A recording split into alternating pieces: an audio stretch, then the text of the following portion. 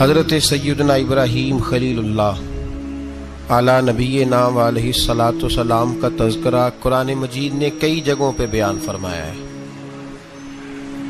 نبی پاک صلی اللہ تعالی علیہ وسلم نے ارشاد فرمایا کہ میں ملت ابراہیم پہ ہوں۔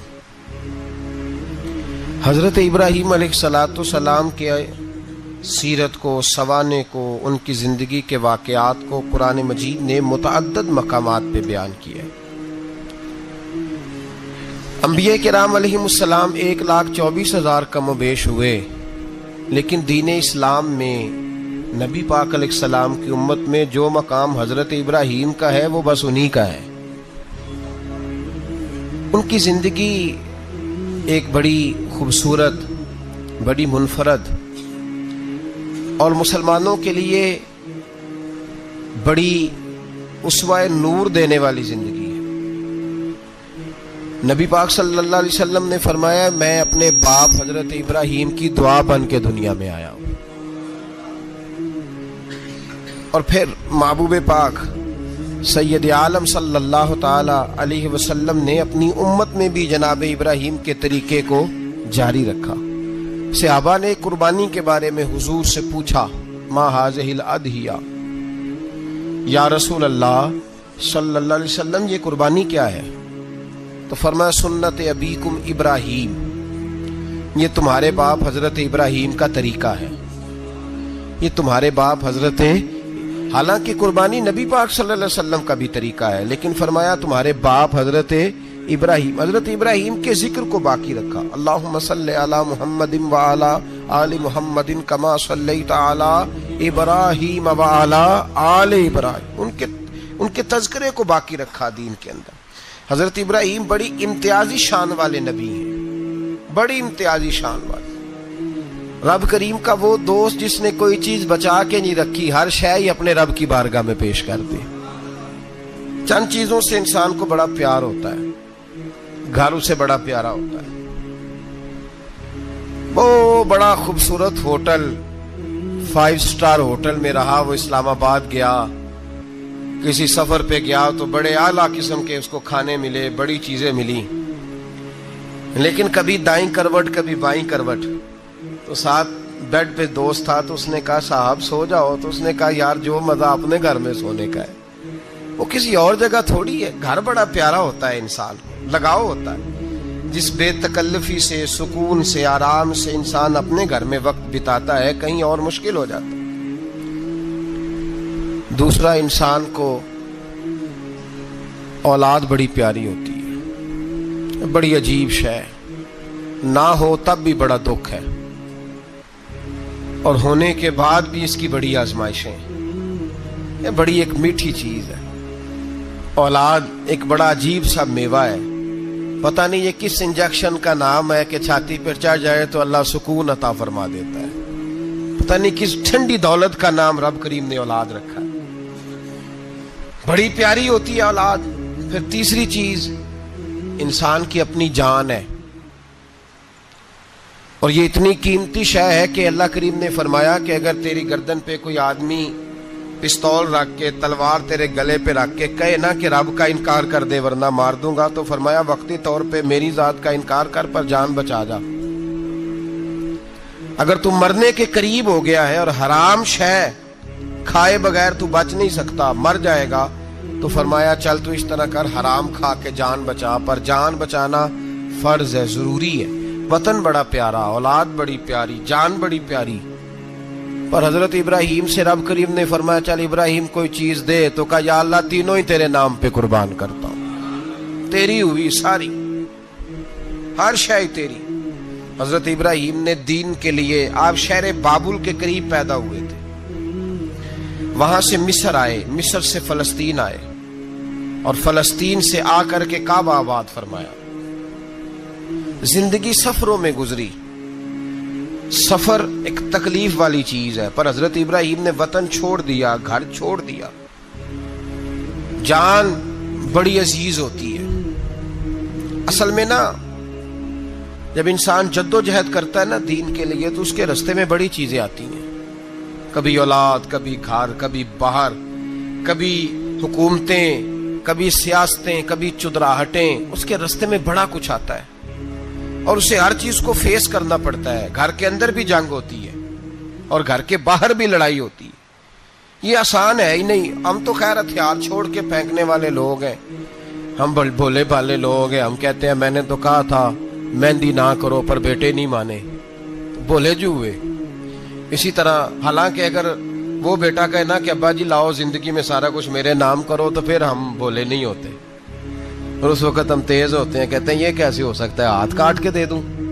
اس وقت نہیں. دین کے معاملے میں بولے ہوتے ہیں. بیٹا بد مذہب کے پاس جا رہا ہے تو اس وقت ہم بولے بھالے ہیں، کوئی عرض نہیں. لیکن اگر وہ اپنی پسند کی شادی کرے ہمیں کراس کر کے، پھر ساتھ ہی ہم تیز ہو جاتے ہیں. تو حضرت ابراہیم نے جب دین کے لیے نکلے تو جد و جہد کی، گھر کے اندر بھی گھر کے باہر بھی. آپ کے والد کا نام طارق ہے، وہ توحید پرست تھے، ایماندار تھے، پرہیزگار تھے. آپ کے چچا کا نام آزر ہے، وہ بت پرست تھے، بت بیچا کرتے تھے. حضرت سیدنا ابراہیم علیہ السلام جب میدان عمل میں نکلے تو حضرت ابراہیم علیہ السلام نے اپنے گھر سے جہاد شروع کیا. لڑنا پڑا. گھر کے اصولوں سے چچا نے جو رواج بنائے ہوئے تھے اس رواج سے ٹکرائے. فرمایا میں اپنے گھر کے اندر یہ بت پرستی نہیں ہونے دیں گا. چچا کو ایک دفعہ نہیں، بار بار 100 دفعہ سمجھایا. آپ کا چچا بت بنا کے بیچا کرتا تھا. حضرت ابراہیم علیہ السلام تھوڑے بڑے ہوئے تو کہنے لگا کہ چلو میرے ساتھ، تم بھی بت بیچنے ہیں، ہمارا کاروبار ہے. حضرت ابراہیم ساتھ نکلے تو بت پکڑا ہے. گندے پانی کے اندر اس بت کو ڈبوتے ہیں، کہتے ہیں کسی نے خریدنا ہے تو خرید لو، نہ یہ نفع دے سکتا ہے نہ نقصان دے سکتا ہے. جو اپنا آپ نہیں بچا سکتا تمہیں کیا بچائے گا، خریدنا ہے تو خرید لو. چچا کہنے لگا تو کاروبار چمکا رہا ہے کہ تباہ کر رہا ہے. گھر میں بڑے معاملات خراب ہوئے، جھگڑے ہوئے، لیکن حضرت ابراہیم علیہ السلام ایک منٹ کے لیے بھی اپنے گھر کے اندر بھی کمپرومائز کرنے کو تیار. یہ تھوڑا مشکل میں نے پہلو چھیڑ دیا ہے، یہ تھوڑا مشکل پہلو چھیڑ دیا ہے. بڑا سمجھدار آدمی ہے پر بیوی سے پردہ نہیں کرا سکتا. سیانا ہے، پنچایت کا بندہ ہے، جو اس سے آپ کہیں گے وہ بات یہ سنائے گا، لیکن کہتا ہے نہیں جی میں نے کوشش کر لی ہے. کس قسم کی کوشش ہے صاحب، یہ کیسے ہو گیا؟ حضرت ابراہیم علیہ السلام نے گھر کے اندر سے فرمایا نہیں کرنے دوں گا. گھر کے اندر بھی ٹکرائے. فرمایا تم جو بھی ہو، پاش کیا چچا کے اصولوں کو. اور باہر جب نکلے تو صرف علاقے کے چیئرمین سے نہیں ٹکرائے، ایم پی ایم این اے وزیر مشیر سے نہیں ٹکرائے. سپر پاور نمرود دنیا کا واحد حکمران تھا اس وقت، دوسرا کوئی حکمران ہی نہیں تھا. اکیلے حکمران سے جا کر ٹکرائے.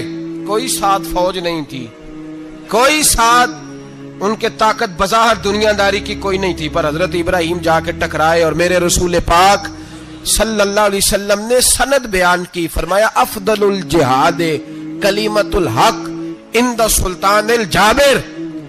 فرمایا سب سے افضل جہاد یہ ہے کہ تو ظالم بادشاہ کے سامنے کھڑے ہو کے حق بات بیان کر دے.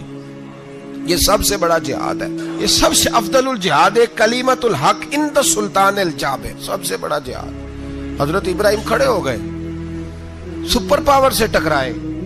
یہاں ہم لوگ حکمتوں کا شکار ہیں، دیکھیں گے، کریں گے، سوچیں گے. اور مولوی صاحب کو ویسے کہتے ہیں آپ پرہیز کریں سیاسی باتوں سے. بھئی اللہ کے ہر نبی نے جا کے وقت کے ظالم حکمران کو لتاڑا ہے، للکارا ہے. یہ تو مشن انبیاء ہے. حضرت سیدنا ابراہیم علیہ السلام نے جو اس کو جا کے کہا کہ تو جھوٹ بولتا ہے، تو جھوٹا ہے، تو خدائی کا دعویٰ کرتا ہے، تو بہت بڑا ظالم ہے. اور قرآن مجید نے اس ساری بات کو بیان فرمایا. حضرت ابراہیم علیہ السلام سے کہنے لگا میں رب ہوں. تو آپ نے فرمایا میرا رب تو وہ ہے جو زندہ کرتا اور مارتا ہے. تو پھر آپ حق بات بیان کریں گے تو اللہ مارے گا کہ بندہ مارے گا؟ کچھ بھی نہیں ہوتا، کیونکہ زندگی موت کس کے ہاتھ میں ہے؟ اللہ کے ہاتھ میں. زندگی موت اللہ، کچھ بھی نہیں ہوتا. انسان صحیح سمت کا تعین کرے اور صحیح چلے. حضرت علی شیر خدا سے کسی نے کہا تھا کہ آپ کے بڑی دشمنی ہے، کوئی محافظ رکھ لیں. آپ فرمانے لگے موت خود بہت بڑی محافظ ہے، وقت سے پہلے آتی ہی نہیں. بڑی محافظ ہے وقت سے پہلے. علامہ نورانی رحمت اللہ تعالی علیہ کراچی جیسے شہر میں رہا کرتے تھے، جہاں گام گام پہ خطرہ تھا. लोगों ने कहा हजरत इतने बड़े लीडर हो, आपकी जमात की 62 सीटें हुई कौमी असेंबली में, एक ऐसा वक्त भी आया तो कोई एक आदमी बंदूक वाला, आप फरमाने लगे मुझे जरूरत ही नहीं, इसलिए कि जिस खुदा रसूल के लिए मैं निकला हूं वो खुद ही हिफाजत करने वाले हैं, जरूरत नहीं इन चीजों। तो भाई हजरत इब्राहिम टकराए और आपका अंदाज क्या है? जाके कहा कि तू नहीं, खुदा वो है जो जिंदा करता। और उसने एक बेवकूफों जैसी दलील दी। एक आदमी को कल फांसी देनी थी तो उसको बुलाया, कहने लगा तुझे कब फांसी है? उसने कहा कल। कहने लगा जा तुझे आजाद किया, जिंदगी दी, उसको छुट्टी दे दी। एक आम आदमी बेचारा बैठा था, उसको पकड़ के ना कहने लगा इसकी गर्दन उड़ा दो। कहने लगा देख लो मैं भी जिंदा करता और मारता हूं, वो जो कल मरने वाला था मैंने जिंदा कर दिया है, और जिसको पता ही नहीं था कि मैंने मरना है उसे पकड़ के मैंने मार दिया है। ये बेवकूफों जैसी दलील है। हजरत सैयदना इब्राहिम अलैहिस्सलाम चाहते तो उसी वक्त दलील तोड़ देते कि तू क्या बेवकूफों जैसी बात कर रहा है, अगर तू जिंदगी देता है तो मरे हुए में जान डाल के दे जिसको तूने मारा है। लेकिन हजरत इब्राहिम ने देखा कि बेवकूफ है, बेवकूफों से बहस नहीं होती, दलील बदल ली जाती है, उनकी अकल के मुताबिक बात की जाती है। हजरत इब्राहिम फरमाने लगे मेरा रब वो है जो सूरज मशरिक से निकालता है और मगरिब में गुरूब करता है, तू अगर रब है तो तू मगरिब से निकाल के मशरिक में गुरूब कर। फबुहितल्लज़ी कफर, काफिर लाजवाब हो गया, उसके पास इस चीज का कोई जवाब नहीं था। अल्लामा इस्माइल हकी ने खूबसूरत फिक्रा लिखा है, खूबसूरत जान डाल दी एक जुमला कह के। हजरत सैयदना अल्लामा इस्माइल हकी रहमतुल्लाह अलैह फरमाने लगे चूंकि नमरूद बेवकूफों जैसी बातें कर रहा था, अगर वो ये कह देता ना कि मैं सूरज को निकालता हूं मशरिक से, मैं गुरूब करता हूं, माज़अल्लाह मगरिब में मैं निकालता हूं, तो आप अपने रब से कहिए कि वो मगरिब से निकाल के मशरिक में गुरूब करे। अल्लामा इस्माइल हकी फरमाते हैं रब करीम की आवाज़े कुदरत थी, मालिक हजरत इब्राहिम अलैहिस्सलाम के इस, अगर वो कह देता और हजरत इब्राहिम दुआ कर देते तो रब करीम ने फरिश्तों को तैयार बिठाया हुआ था। फरमाया अगर ये कह दे मेरे खलील से कि सूरज मगरिब से निकाल के मशरिक में गुरूब करना है तो तैयार रहना, जिस तरह खलील कहेंगे वैसे ही कर देंगे। वत्तखज़ल्लाहु इब्राहीम खलीला, इब्राहिम हमारा दोस्त जो हुआ, जैसे कहेगा वैसे कर देंगे। हजरत सैयदना इब्राहिम अलैहिस्सलाम की बातों का जब जवाब ना दे सका, दलील नहीं बंदा देता, फिर लड़ाई करता है, फिर झूठे मोटे एतराज करता है। दलील खत्म होती है तो लोग जातियात पे उतरते हैं, कहते हैं ये खांसता सही नहीं, देखता सही नहीं। दलील खत्म, अब जातियात पे उतरे, कहने लगे मुझे पता चला है कि ये फलानी जगह गया था तो वहां जाके इसने इस तरह किया है। फिर लोग जातियात पे उतरते हैं, जब दलील का जवाब दलील से नहीं दे पाते फिर जातियात पर उतर कर हमले करते हैं। हजरत इब्राहिम के दलाइल का जवाब नमरूद ना दे सका तो कहने लगा कि इसको आग में डाल दो। कौम गई हुई थी सारी, आपने बात सुनी हुई है, मैंने सिर्फ इशारा देना है, मेले पे। तो हजरत सैयदना इब्राहिम अलैहिस्सलाम ने सारे बुत तोड़ दिए, कुल्हाड़ा बड़े बुत की गर्दन पे रखा, वापस आए, कहने लगे बुत किसने तोड़े हैं? तो फरमाया इससे पूछ लो जिसकी गर्दन पे कुल्हाड़ा है।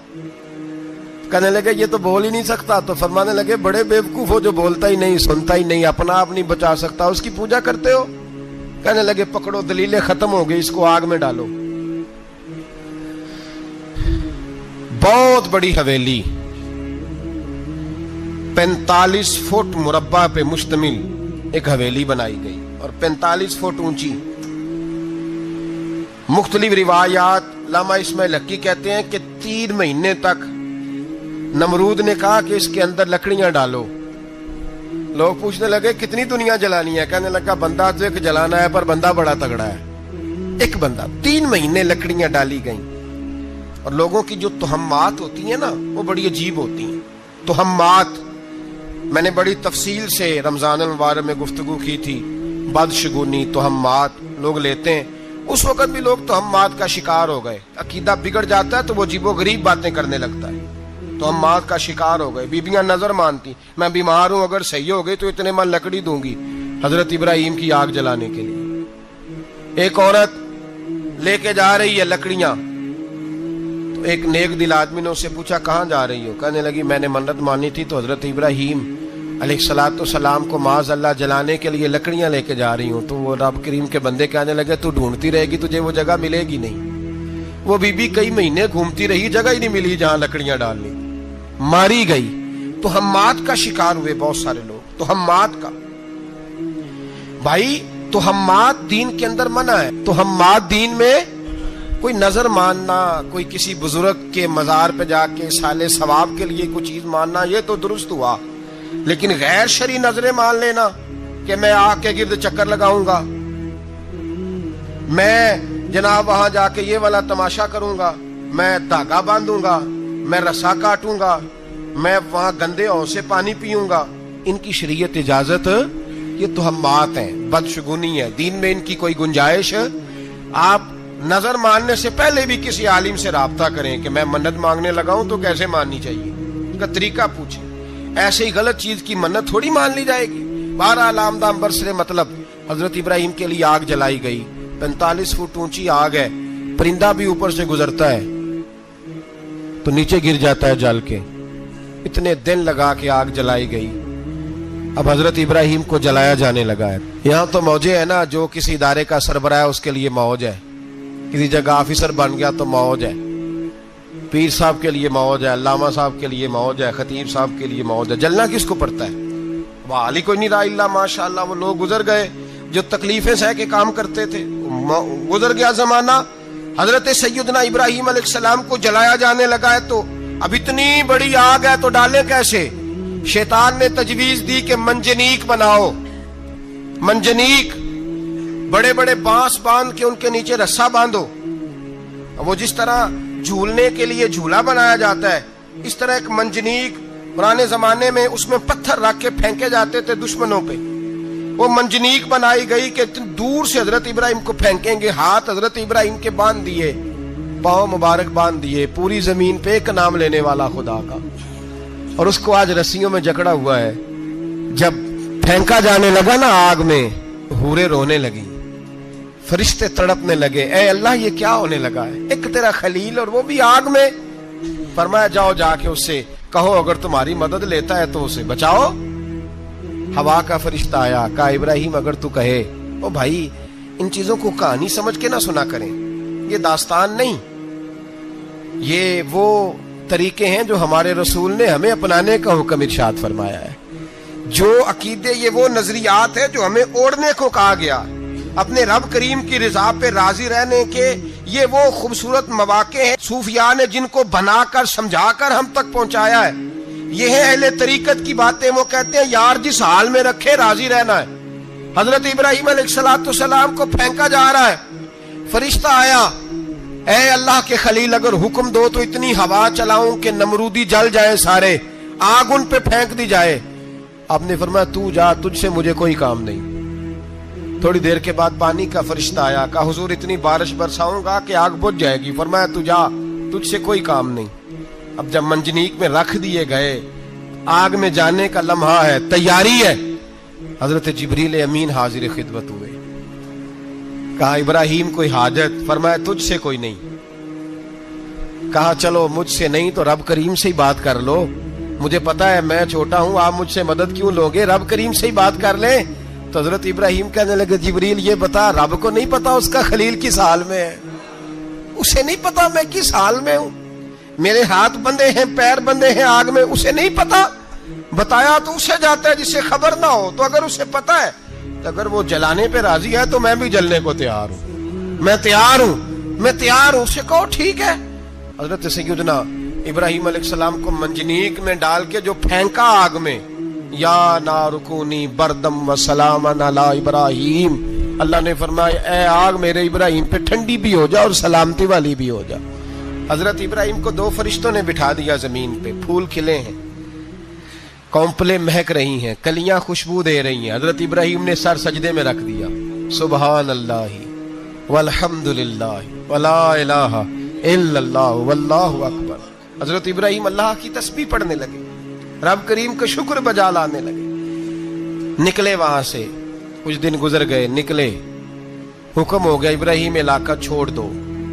हजरत इब्राहिम अलैहिस्सलाम वहां से निकल के मिस्र आए, चचा के पास ठहरे। انہوں نے اپنی بیٹی جناب سارہ کا نکاح کر دیا. کچھ آگے بڑھے تو ایک ظالم بادشاہ سے ٹکرائے. اس نے ایک شہزادی ایک بادشاہ کی بیٹی قید کی ہوئی تھی, جناب ہاجرہ نام تھا. ان کو قید سے چھڑا کے ساتھ لائے. حضرت لوط علیہ السلام بھی ساتھ. یہ 4 لوگوں کا قافلہ چلا. فلسطین میں جا کے پڑاؤ ڈالا, گھر بار چھوڑا, تبلیغ شروع ہوئی. حضرت ابراہیم کے گھر میں 2 خواتین ہیں, ایک آپ کی بیوی ہیں, ایک حضرت ہاجرہ ہے. اولاد کوئی نہیں. بڑا میوہ ہے میٹھا.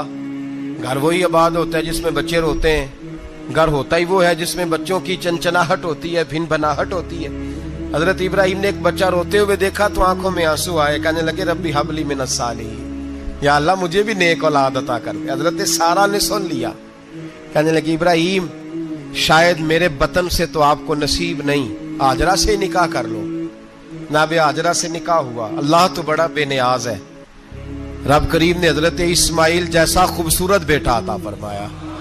بیٹا کالا سیاہ بھی ہو تو سینے کی ٹھنڈک ہوتا ہے, پر یہ تو وہ بیٹا ہے جس کی پیشانی میں نور محمدی چمکتا ہے صلی اللہ علیہ وسلم. حضرت سیدنا اسماعیل علیہ اتنے خوبصورت. اب جس بیوی کے یہاں بیٹا تھا, بیٹھنا اٹھنا بھی زیادہ اس کے پاس, آنا جانا بھی اس کے پاس, توجہ ادھر ہو گئی. جناب سارہ رشک کرنے لگی. ایک دن کہنے لگی اسے چھوڑا جنگل میں, وادی غیر ذی زرع, مکے کے پاس. بھائی ایک بیٹا عالم دین بنا لو. کہنے لگا روٹی کہاں سے کھائے گا؟ تیرے 5 بیٹے ہیں, کو حافظ قرآن بنا, کہتے روٹی کہاں سے کھائے گا؟ وہ بچہ بھی کہتا ہے میں کہاں سے کھاؤں گا. حضرت ابراہیم علیہ السلام تو چند مہینے کا بچہ چھوڑ آئے, تو کہاں سے روٹی کھائی حضرت اسماعیل نے؟ کہاں سے کھائی ان کی اماں نے روٹی؟ بھوکے مر جاتے ہیں یہ سارے. میں بڑی ذمہ داری سے کہا کرتا ہوں کہ جتنی خوبصورت روٹی اللہ کریم دین کے خادموں کو عطا کرتا ہے شاید کسی اور کے نصیب ہوتی ہو, لیکن ہم لوگ توجہ ہی نہیں کر رہے. ہمارا ذوق ہی نہیں بن رہا. ہم یہ محنت ہی نہیں کر رہے کہ قوم کو مستند علماء کی ضرورت ہے. علاقوں کے علاقے خالی ہیں, ادھر ہمارا مزاج ہی نہیں بن رہا, توجہ ہی نہیں دین کی خاطر. اور پھر چلے بچے تو بعد کی بات ہے نا, جو ابھی خود جوان ہے وہ بھی یہ دعا. ایک صاحب مجھے کہنے لگے میں دعا مانگ رہا ہوں اللہ مجھے بیٹا دے تو میں اسے دین پہ لگاؤں گا. تو میں نے کہا آپ بھی بوڑھے نہیں ہوئے, آپ خود ہی لگ جائیں. بیٹا تو ابھی آئے گا تو لگے گا نا. تو آپ تو اس وقت ہے تو آپ تو پہلے لگے نا صاحب. 2 گھنٹے تو نکال کے آئے, دین سیکھنے کو کافی ہے. آپ اتنی لمبی سوچ رہے ہیں کہ بچہ آئے گا تو بڑا ہوگا تو وہ جائے گا تو دیکھی جائے گی. ابھی تو آپ ہیں تو آپ تو آؤ. حضرت ابراہیم نے بچہ وہاں چھوڑا. یہاں سے جو عمرہ کرنے لوگ جاتے ہیں نا, جو حج کرنے جاتے ہیں, ان کو پتا ہے کہ وہاں دنیا کی ہر نعمت ملتی ہے, پھر بھی ڈبل ٹرپل پیسے لوگ جیبوں میں ڈال کے جاتے ہیں. حضرت ابراہیم جب وہاں لے کے گئے تو کوئی انسان نہیں تھا, پانی کا قطرہ نہیں تھا. 2 کلو کھجوریں, ایک مشکیزہ. بیوی کو تھمایا. ہمارے گھر میں ہزاروں چیزیں پڑی ہیں, لیکن وہ جو توکل ہے نا وہ ختم ہو گیا ہے. اللہ دے گا, حلال حلال پہ قناعت کرے, جائز جائز پہ بھروسہ کرے, رب کریم عطا کرنے والا ہے, وہ مزاج ختم ہو گیا. حضرت سیدنا ابراہیم علیہ السلام 2 کلو کھجوریں, ایک مشکیزہ پانی کا دے کر کے, اور وہاں بٹھایا آپ نے اپنے بچے کو اور اپنی زوجہ جناب ہاجرہ کو, اور بٹھا کر کے یہ واپس پلٹنے لگے. تو حضرت ہاجرہ سلام اللہ علیہ نے آواز دی, کہا ابراہیم کس کے سہارے پہ چھوڑ کے جا رہے ہیں؟ جہاں آب زمزم کا کنواں ہے نا, جو لوگ گئے ہیں انہوں نے صفا مروہ کی صحیح کی ہے, صفا مروہ سے باہر نکلے نا, سرکار کی ولادت کا مقام ہے, اس جگہ پہ آب زمزم کا کنواں تھا. وہاں حضرت سیدنا ہاجرہ کو بٹھایا. کوئی چیز نہیں, کوئی درخت نہیں, کوئی کھیت نہیں, کوئی پانی نہیں, کوئی کنواں نہیں. وہاں بٹھایا اور بٹھا کر کے نکلنے لگے تو جناب ہاجرہ فرمانے لگی ابراہیم کس کے سہارے پہ چھوڑ کے جا رہے ہو؟ کہنے لگے اللہ کے سہارے پہ.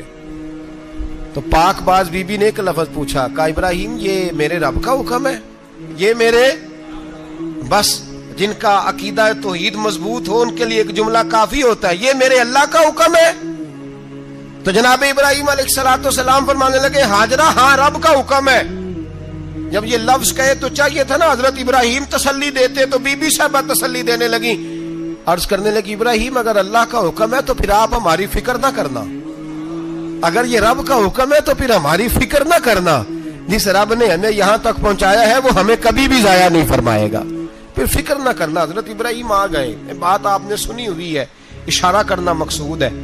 13 سال میں چلے مان بھی لیا جائے بعض روایات کی روشنی میں کہ آتے جاتے بھی رہے, لیکن مکمل دیکھ بھال اپنے بچے کی پرورش میں پورا حضرت ابراہیم علیہ السلام کا کردار, سارا کردار ماں کا تھا. میں جب خواتین کے بارے میں کوئی بات کرتا ہوں تو میں آپ کو اکثر کہتا ہوں کہ یہ صرف بیوی کے لیے حکم نہیں ہوتا, یہ ٹریننگ بیٹی کو دینی ہے اور بہن کو دینی ہے. یہ تربیت کریں اپنے گھر میں. میں تجربے کی روشنی میں یہ بات عرض کیا کرتا ہوں کہ بھائی بچے باپ کے فرما بردار اس وقت ہوتے ہیں جب اماں انہیں باپ کا فرما بردار کرتی ہے, اور بچے باپ کے نافرمان بھی تب ہوتے ہیں جب اماں انہیں باپ کا. میں نے اپنے کانوں سے سنا ایک دفعہ ایک بچہ اپنے باپ سے کہہ رہا ہے آپ نے تو ساری زندگی باہر گزار دی, پیسے کمانا کون سا مشکل کام ہے, دکھ سکھ تو سارے اماں نے برداشت کیے, سکولوں میں وہ جاتی تھی, فلانا کام وہ کرتی تھی, فلانا کام. اب یہ سوچ اس کی ذاتی تو نہیں, یہ اس کو دی گئی ہے. اور اگر اس کو یہ سوچ دے دی جائے کہ اماں کہے کہ میں تو اپنوں میں رہی ساری زندگی, میں نے تو اپنوں میں وقت گزارا, اور تیرا باپ تو کئی دفعہ جنازے بھی نہیں پڑھ سکا, نے تو ماں باپ ایسے دفن کر دیے, وہ اگر یہ سوچ فراہم کرے تو پھر بچہ باپ کا فرما بردار ہوتا ہے. اور یہ والی روایتیں ہم بیوی کو سناتے ہیں, حالانکہ کس کو سنانی چاہیے بولیے؟ بہن اور بیٹی کو. بہن اور بیٹی کو سنائیں یہ باتیں, ان کو سمجھائیں تاکہ آگے جا کے وہ جو گھر ترتیب دیں وہ گھر بڑا عمدہ اور نکھرا ہوا ہو. حضرت سیدنا ابراہیم 13 سال کے بعد آئے, چونکہ گھر میں اللہ تبارک و تعالیٰ کی دوستی کا چرچا تھا, اللہ تبارک و تعالیٰ کی محبوبیت کا غلبہ تھا. 13 سال کے بعد فلما بالغ معہ سعیا, بیٹا جب اتنا بڑا ہوا کہ سال چلنے لگا تو حضرت ابراہیم نے اپنے بیٹے کو بلا کے کہا بیٹا مجھے خواب آئی ہے, میں تجھے ذبح کر رہا ہوں, تیری کیا رضا ہے؟ تو حضرت اسماعیل کہنے لگے یا ابت افعل ما تؤمر, ابا جی اللہ جیسے حکم دیتا ہے میرے ساتھ ویسے ہی کریں, جیسے اللہ حکم دیتا ہے ویسے ہی بولیے ویسے ہی کریں. حضرت حاجرہ کو کہا کہ ایک دوست نے دعوت کی ہے تو وہاں جا رہے ہیں. بی بی مطمئن ہے, تفصیلات کی ضرورت نہیں, ختم بات, اعتبار ہے, مطمئن ہو گئی. شیطان پیچھے سے آیا اماں کے پاس, ذرا تھوڑی دیر کے لیے تصور جمائیے, یہاں تو پڑوسن آ کے کوئی بات بتا دیتی ہے خاوند کے بارے میں تو کئی مہینے جھگڑا جاری رہتا ہے, پڑوسن محلے دار. شیطان نے آ کے بتایا لفظ کیا ہے, کہا حاجرہ تمہیں پتا ہے کہاں جا رہے ہیں؟ کہا دوست کی دعوت میں. تو کہنے لگے دوست کون ہے؟ رب کریم, اور ابراہیم کا خیال ہے کہ اس رب نے مجھے حکم دیا ہے کہ میں ذبح کروں. تو حضرت حاجرہ کہنے لگی کبھی باپ بھی بیٹے ذبح کرتے ہیں؟ تو شیطان کہنے لگا ان کا خیال ہے کہ ان کے رب نے حکم دیا ہے. جناب حاجرہ فرمانے لگی اگر رب نے حکم دیا تو پھر تو مجھے شیطان لگتا ہے, تو مجھے شیطان لگتا ہے. کا کیا مطلب؟ فرمانے لگی اگر رب کریم کا حکم ہے تو میرے پاس ایک اسماعیل ہے, اگر 1000 بھی ہوتے میں سارے اللہ کے راستے میں پیش کر دے دیتی. مالک کا ہی تو ہے سارا کچھ, اسی کا ہے, اس میں لیت اللہ کی کیا گنجائش. حضرت سیدنا ابراہیم علیہ السلام نے بیٹے کے حلق پہ چھری رکھ بھی دی اور چھری چلا بھی دی, رکھ بھی دی, اور وہ تو اللہ کریم نے فرمایا یا ابراہیم قد صدقت الرؤیا, ابراہیم تو نے خواب سچا کر دکھایا, قیامت تک تیرا نام رہے گا. حضرت ابراہیم نے وطن بھی دیا, جان بھی دی, بیٹا بھی, اللہ کریم نے دمبے دیے, فرمایا یہ فدیہ ہے. اب یہ قربانی قیامت تک حضرت ابراہیم کے طریقے کے مطابق جاری ہے. حضرت ابراہیم بہت بڑے مہمان نواز تھے, بہت بڑے. آپ جب مصر میں قیام تھا تو بڑے بڑے لمبے چوڑے لنگر پکتے تھے, لوگ آیا جایا کرتے تھے, بڑا تفصیل کے ساتھ کھانا ہوتا تھا. مہمان نوازی آپ کی خاص صفت مبارکہ ہے.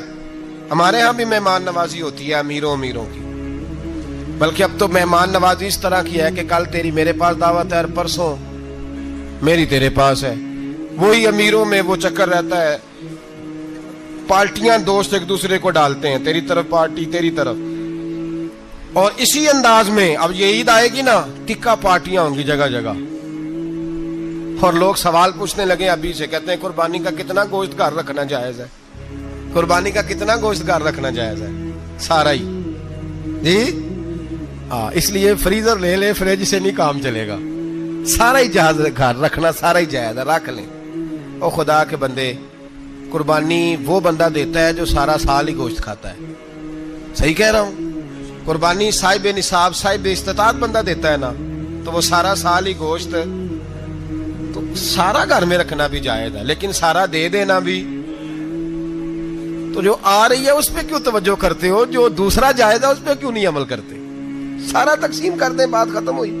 یقین کریں، محرم میں جا کے دوست ٹیلی فون کر کے سوال پوچھتے ہیں، کہتے ہیں صاحب سنا ہے قربانی کا گوشت محرم میں کھانا جائز نہیں۔ میں کہ نہیں، ربیع الاول چ بھی جائز جے، رجب رمضان تک کھاؤ، کوئی بندہ نہیں منع کرتا، اس لیے کہ کسی کو دینا تو پسند ہی نہیں۔ یہاں پھر اس میں سے جو خاص خاص چیزیں ہیں وہ اپنی فریج میں، اور باقی جو ہے وہ دوسروں کے لیے۔ یہ کیا طریقہ ہے ہمارا؟ اور اسی پہ عمل ہے۔ اللہ تبارک و تعالی ہمیں سمجھنے کی توفیق عطا فرمائے۔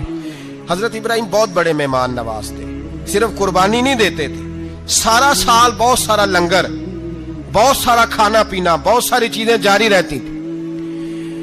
اور جتنے غریب لوگ تھے فلسطین کے، ان کو پتا تھا کہ حضرت ابراہیم علیہ السلام کا لنگر جاری ہے۔ فلسطین میں جب آپ کا قیام تھا، ایک دفعہ ڈھیروں مہمان آ گئے اور کھانے کو کوئی چیز نہیں۔ حضرت سارہ اور جناب ہاجرہ دونوں اس وقت موجود تھیں۔ وہ کہنے لگی ابراہیم بہت سارے مہمان آ گئے تو کیا کریں؟ جناب سارہ کہنے لگی کس طرح کر کے ان کی مہمان نوازی کرنی؟ اور حالات یہ ہیں کہ قحط پڑا ہوا ہے فلسطین میں، مصر میں، دور دراز علاقوں میں۔ تو حضرت ابراہیم کہنے لگے یہ اللہ کے مہمان ہیں اور ہمیں رب کریم کا بندہ سمجھ کے آ گئے، اللہ ہی بندوبست کرے گا۔ فرمانے لگے میرا مصر میں ایک دوست ہے، وہ قحط کے دنوں میں غلہ جمع کر لیتا ہے، میں اس کی طرف پیغام بھیجتا ہوں، مجھے امید ہے وہاں سے غلہ ملے گا۔ 2 3 5 اونٹ والے غلام بلائے اور ان کو کہا کہ جاؤ غلہ لے آؤ مصر کے دوست سے۔ وہ لوگ کہتے ہیں ہم غلہ لینے گئے، وہاں جب پہنچے تو حضرت ابراہیم خلیل اللہ علیہ السلام کا پیغام دیا تو آپ کا وہ دوست کہنے لگا غلہ تو بے شمار تھا، مجھے خبر نہیں تھی کہ حضرت ابراہیم کا پیغام آئے گا، تو میں تو سارا تقسیم کر چکا ہوں، لوگ لے گئے، اب تو کوئی شے نہیں۔ اب وہ خالی آ گئے 5 کے 5 اونٹ۔ جب خالی آئے تو حضرت ابراہیم کی حویلی کی دیواریں چھوٹی چھوٹی تھیں، ان غلاموں میں سے، خادموں میں سے، آپ کے ان چاہنے والوں میں سے ایک کہنے لگا یار وہ غریب تو انتظار کر رہے ہوں گے کہ غلہ لینے گئے ہیں، ہمیں روٹی ملے گی۔ چھوٹی چھوٹی دیواریں ہیں، وہ جب دیکھیں گے نا خالی آ گئے تو انہیں تکلیف ہوگی، اس طرح کرو بوریوں میں ریت بھر لیتے ہیں، ریت بھر کے لے جاتے ہیں، بعد میں اندر رکھ کے انہیں سمجھا بہلا لیں گے یا حضرت ابراہیم کو بتائیں گے، وہ خود ہی ان لوگوں کی دلجوئی فرمائیں گے۔ اب غلہ کی جگہ ریت بھر کے اونٹوں پہ رکھ کے لائی گئی، لا کے بوریاں جب رکھ دی گئیں، حضرت ابراہیم علیہ السلام دوپہر کے وقت آرام فرما رہے تھے، بی بی سارہ اٹھی، کہتی ہیں جب میں نے دیکھا نا کہ بوریاں پہنچ گئی ہیں تو گئی، غلام کو ساتھ لیا اور اس کو جب کھولا نا تو کہتی اتنی حسین گندم میں نے پہلے کبھی دیکھی نہیں تھی، اتنا پیارا دانا میں نے کبھی ملاحظہ ہی نہیں کیا تھا۔ فرماتی ہیں جب اس کو پیس کر چکی میں روٹیاں پکائیں تو خوشبو دور دور تک پھیل گئی، اعلیٰ غذا بنی، بڑے بڑے کھانے بیویوں نے مل کے پکائے، چن دیے گئے۔ حضرت ابراہیم اٹھے تو لوگ کھانا کھا رہے، سجدہ شکر ادا کیا، اور جب سجدے میں گئے تو وہی آنے لگی، پھر رونے لگے۔ جب پلٹ کر باہر تشریف لائے تو جناب سارہ کہنے لگی ابراہیم تمہارا مصری یار بڑا اچھا ہے، اس نے اتنی اعلیٰ گندم بھیجی ہے کہ اتنی تو میں نے پیاری گندم کبھی دیکھی نہیں۔ جناب ابراہیم مسکرائے، فرمانے لگی سارہ یہ مصری یار نے نہیں بھیجی، یہ میرے عرشی یار نے بھیجی ہے، یہ میرے عرشی یار نے بھیجی ہے۔ بھائی مہمان نوازی مزاج تھا، ہاتھ لٹا دینا مزاج تھا، دوسروں کی اشک شوئی مزاج تھا۔ حضرت ابراہیم علیہ السلام کا طریقہ ہے قربانی، حضور نے ان کا طریقہ بیان کیا۔ اگر سال کے بعد قربانی دینا ان کا طریقہ ہے تو سارا سال غریبوں کو روٹی دینا بھی حضرت ابراہیم کا طریقہ ہے، سارا سال غریب کی نوکری کرنا یہ بھی حضرت ابراہیم کا طریقہ ہے، بھوکے کو کھانا کھلانا یہ بھی۔ میرے مصطفیٰ کریم سید عالم صلی اللہ علیہ وسلم سے صحابہ نے پوچھا حضور بہترین مسلمان کون ہے؟ بہترین مسلمان تو حضور نے فرمایا جو سلام لینے میں پہل کرے اور غریب کو روٹی کھلانے میں سب سے اچھا ہو، وہ بہترین مسلمان ہے، زبردست مسلمان۔ ہمارے ہاں دعوتیں ہوتی ہیں تو امیروں کی، افطاریاں ہیں تو امیروں کی، اور میرے مصطفیٰ کریم علیہ السلام نے فرمایا بدترین دعوت ہے جس میں امیر بلائے جائے غریب نہ بلائے جائے، وہ بدترین دعوت۔ حضرت ابراہیم کا طریقہ رہا ساری زندگی مہمان نوازی. اور دوسرا ان کا مزاج تھا, اللہ سے پیار ہو گیا تھا نا. جب رب کریم سے محبت ہوتی ہے نا اور محبت کا احساس ہوتا ہے دل میں, پھر سجدے لمبے ہوتے ہیں. عام آدمی تو نماز بھی نہیں پڑھ سکتا, اسے خدا سے محبت ہوتی ہے وہ تہجد بھی نہیں چھوڑ سکتا. وہ یہ محبت کی بات ہے نا, جس کو پیار ہوتا ہے اس کی تہجد بھی ہے, اس کی اشراق بھی ہے, چاشت بھی ہے, اس کے عمرے بھی ہیں, اس کے حج بھی ہیں, اس کے بار بار کعبۃ اللہ کے دیدار بھی ہیں. یہ محبت الہی ہے, جوش مارتی. ان لوگ سجدہ کرتے ہیں تو اٹھتے ہی نہیں. اللہ کے بندوں سے پیار کرتے ہیں اللہ کی. حضرت ابراہیم کو رب کریم سے اتنی محبت تھی, اتنا پیار تھا کہ وہ آپ کی زندگی کے ہر پہلو سے چھلکتا تھا. ایک وقت ایسا آیا کہ اللہ تعالیٰ نے حضرت ابراہیم کو بہت زیادہ مال عطا فرمایا. اتنے اونٹ گنے نہیں جاتے, گائیں اتنی زیادہ کہ شمار نہیں ہوتی, بکرے بکریاں اتنی زیادہ کہ شمار, بہت زیادہ مال اللہ نے عطا فرمایا. اور ابھی کچھ عرصہ پہلے آپ پیچھے جائیں نا تو جو لفظ مال تھا وہ روپے پہ تو بولا ہی نہیں جاتا تھا, وہ جانوروں پہ بولا جاتا تھا. بہت زیادہ مال اللہ نے دیا, بکریاں, گائیں, اونٹ, بیل, بڑا کچھ. تو رب کریم نے فرشتوں سے فرمایا کہ واتخذ اللہ ابراہیم خلیلا, ابراہیم میرا دوست ہے. تو فرشتے کہنے لگے یا اللہ جسے اتنا کچھ دیا جائے اس نے دوست تو بننا ہی ہوتا ہے, تو نوازا ہی پڑا ہے, اتنا مال, اتنے کھیت کھلیان, اتنا کچھ. اللہ کریم نے فرمایا جاؤ آزمائش کر لو, امتحان لے لو. فرشتہ امتحان لینے پہنچ گیا. حضرت ابراہیم کے جانور چر رہے ہیں چراگاہ میں, حضرت ابراہیم بھی ہیں, غلام بھی ہیں, بہت بڑا ریوڑ ہے. آپ تشریف فرمائیں. ایک فرشتہ آیا تو کھیت میں چھپ کے بیٹھ گیا اور بلند آواز سے کہنے لگا سبحان اللہ والحمد للہ ولا الہ الا اللہ واللہ. یہ تسبیح بڑی پسند ہے, محبوب نے ان کی فضیلت بیان کی. اب وہ حضرت سیدنا ابراہیم علیہ السلام کھڑے تھے تو وہ کھیت میں بیٹھ کے تسبیح پڑھنے لگا سبحان اللہ والحمد للہ ولا الہ الا اللہ. حضرت ابراہیم کہنے لگے یہ میرے رب کا نام کون لے رہا ہے, بڑی اس کی میٹھی آواز ہے, بڑی کون ہے. ڈھونڈنے لگے, گھومتے گھومتے اس کے پاس چلے گئے. فرشتہ انسانی شکل میں, تو میرے رب کا ذکر کر رہا تھا؟ اس نے کہا میں ہی کر رہا تھا. فرمانے لگے یار ایک دفعہ پھر نہیں کرتا. تو کہنے لگا ابراہیم پہلے تو میں اپنی مرضی سے کر رہا تھا, تو کہتا ہے تو پیسے لگیں گے, پیسے ہیں تو کر دیتا ہوں. حضرت ابراہیم کہنے لگے بول تو کیا لے گا, میرے اللہ کا ذکر سنانے کا کیا لے گا؟ کہنے لگا جتنی بکریاں آپ چرا رہے ہیں ساری دے دے تو میں اللہ کا ذکر سنا دیتا ہوں. آپ نے فرمایا بس جا تیری ساری ہوئی, میرے رب کا ذکر سنا. اور پھر شروع ہو گیا سبحان اللہ الحمد للہ ولا الہ الا اللہ واللہ اکبر. حضرت ابراہیم علیہ السلام کیف میں, یار پھر ذرا سنا, نا علما وچ پھسا سانو, تو یار دی گل سنا سانو, ذرا دوبارہ سنا. پھر سنایا, ایک دفعہ پھر کہا. فرشتہ کہنے لگا بس جی آپ کے پیسے پورے ہو گئے. حضرت ابراہیم کہنے لگے چل ایک دفعہ اور سنا. کہنے لگا پیسے لگیں گے, تو کیا لے گا؟ کہنے لگا گائیں بھینسیں ساری میری. فرمایا بس یار اتنی قیمت, تو سنا صحیح, سارا کچھ ہی تیرا. پھر شروع ہو گیا سبحان اللہ والحمد للہ ولا الہ الا اللہ واللہ اکبر. گائیں دے دیں, بھینسیں دے دیں, وہ ذکر سناتا ہے. حضرت ابراہیم کبھی مچلتے ہیں, کبھی روتے ہیں, کبھی آہیں بھرتے ہیں. تو میرے رب کا نام لے رہا ہے, ذرا پھر سے لے. کیف جاری ہے. کہنے لگا بس بھائی. حضرت ابراہیم فرمانے لگے تو اور لے لے جو لینا ہے, مجھے ذکر سنا. اس نے کہا ابراہیم بکریاں میں لے چکا, گائے بھینسیں میں لے چکا, اونٹ رہ گئے, سارے لے لوں گا پھر ذکر سناؤں گا. فرمایا جا تیرا ہوا تو ذکر سناتا رہ, میں دیتا ہوں. دے دیا, کچھ دیر ذکر کیا تو اب خاموش ہو گیا. حضرت ابراہیم خلیل اللہ علیہ السلام فرمانے لگے ذکر سنا. کہنے لگا ابراہیم اب تیرے پاس دینے کو کیا ہے, ہر چیز تو میں لے چکا. آپ فرمانے لگے یہ گائے بھینسیں بکریاں چرانے کے لیے تجھے کوئی نوکر ملازم بھی تو چاہیے نا. تو اس طرح کر, مجھے رکھ لے, میں روٹی نہیں مانگوں گا, کھانا نہیں مانگوں گا, تو اللہ کا ذکر سناتا رہنا, میں تیرے جانوروں کی نوکری کرتا رہوں گا. حضرت ابراہیم علیہ السلام نے جب یہ کہا نا, فرشتے کی آنکھوں میں آنسو آ گئے. تر دامنی پہ شیخ ہماری نہ جائیے, ہم دامن نچوڑ دیں تو فرشتے وضو کریں. فرشتہ رو پڑا اور کہنے لگا ابراہیم مجھے سینے سے لگاؤ, آپ واقعی اس قابل ہے کہ اللہ آپ کو اپنا دوست بنائے, واقعی اس قابل ہے کہ رب آپ کو اپنا.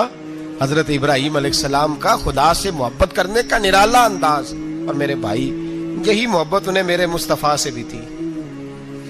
ایک نبی گھر بنا رہا ہے، دوسرا بنوا رہا ہے۔ حضرت اسماعیل علیہ السلام پتھر اٹھا اٹھا کے لا رہے ہیں، جناب ابراہیم بنا رہے ہیں۔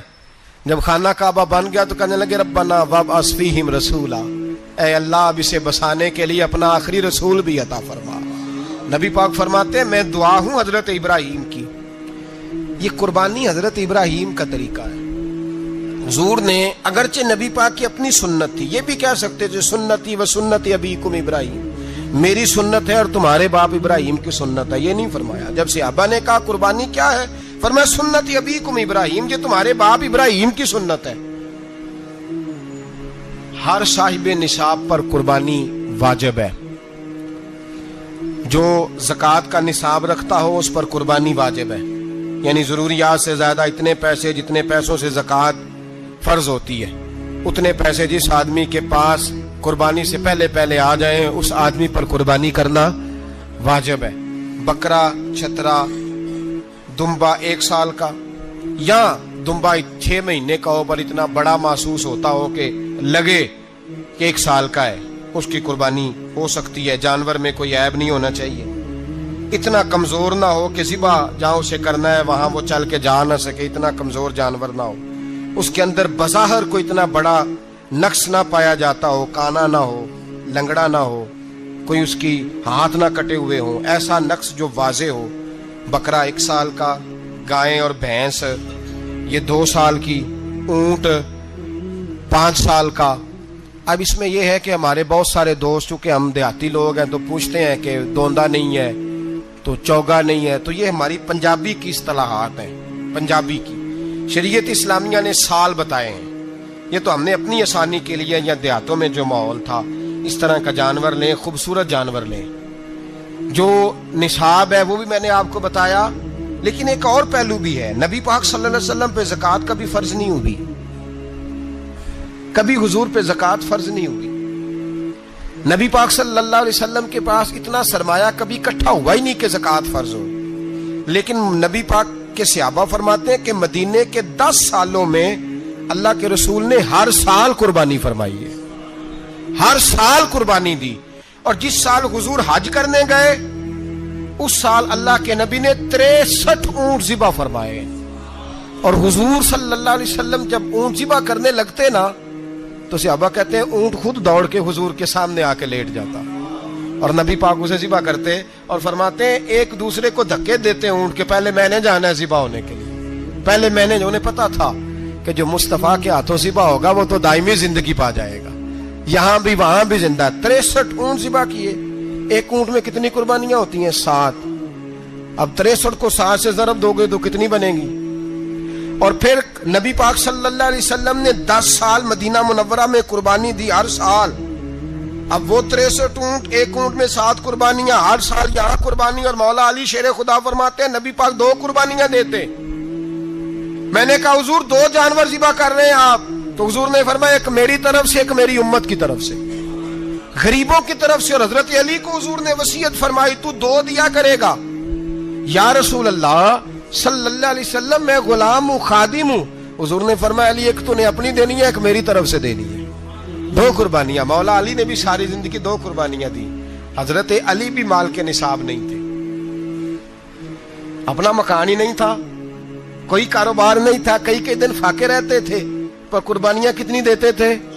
2۔ ہمارے پاس ویسے اگر سسرال میں، میکے میں، کزنوں میں کچھ شادی ہو جائے تو 50-60 ہزار کا خرچہ برابر ہے، وہ پکا ہے۔ اور قربانی کی باری غریب ہو گئے، سارے غریب ہو گئے، کہتے نہیں یہاں مشکل ہے۔ اور خدا کے بندے اللہ کے ساتھ تجارت کر، اس کے رستے میں 1 دے گا، رب تجھے 70 گنا اضافہ کے ساتھ عطا فرمائے گا۔ قربانی مال کے نصاب پہ ہے۔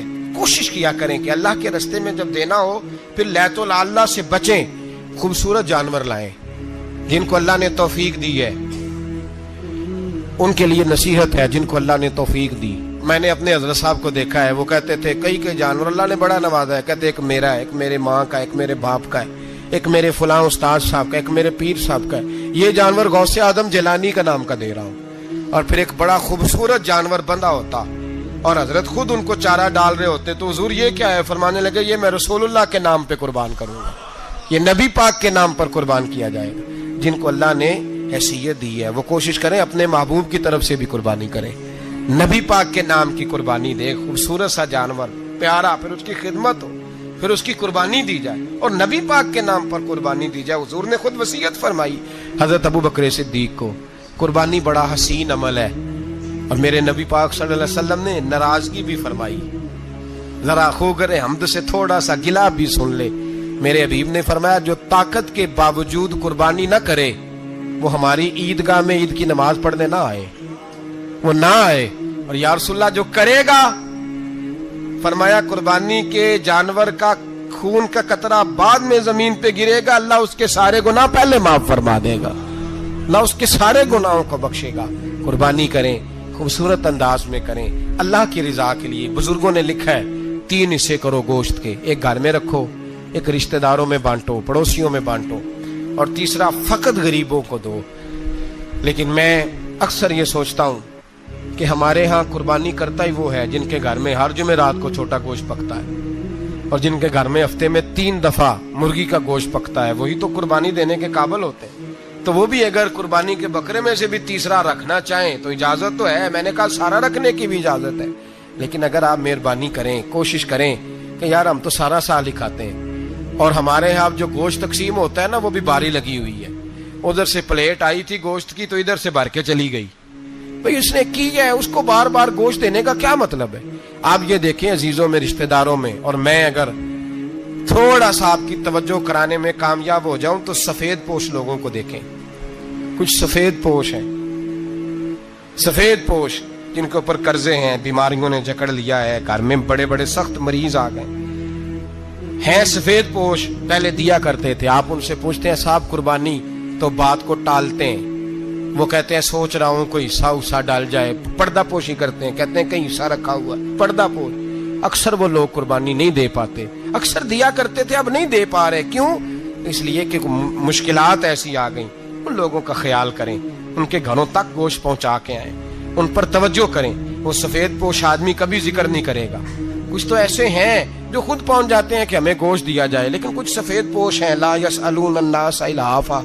अल्लाह फरमाते कुछ लोग लिपट लिपट के सवाल नहीं करते, सफेद पोशी का भरम रखते हैं, का मिजाज नहीं। उनकी तरफ देखें, अपने रिश्तेदारों को देखें,